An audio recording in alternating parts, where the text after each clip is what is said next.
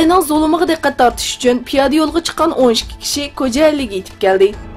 Xitoyning Sharqiy Turkistondagi zulm va bostirishlarga diqqat tortish uchun Istanbuldan Anqaraga qarab piyoda yo'lga chiqqan 12 kishilik guruh Kocaeliga yetib keldi.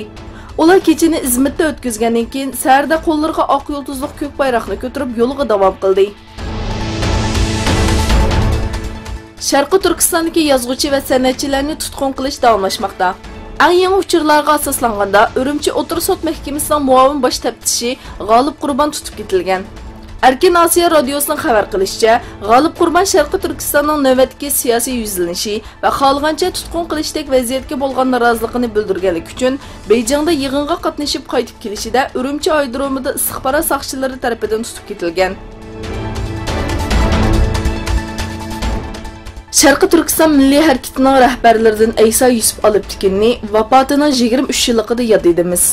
Hayotini Sharqiy Turkiston davosiga fido qilgan Aysa Yusuf Aliptikin vafotining 23 yilligi munosabati bilan Istanbul boshchiligida nurg'un shaharlarda yod etildi.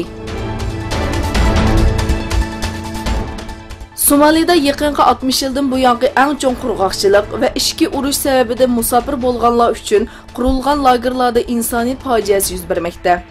Yeydigan bir narsa tepish uchun necha kunlik safarga chiqqan kishilarning ko'pinchisi bu yo'ldan qaytib kelolmaydi. Bu Xotla bozorining janubidagi ancha tonilib ketmagan bir lagerda hayot qilish kurashi qilayotgan musofirlar yordam chaqiriq qildi.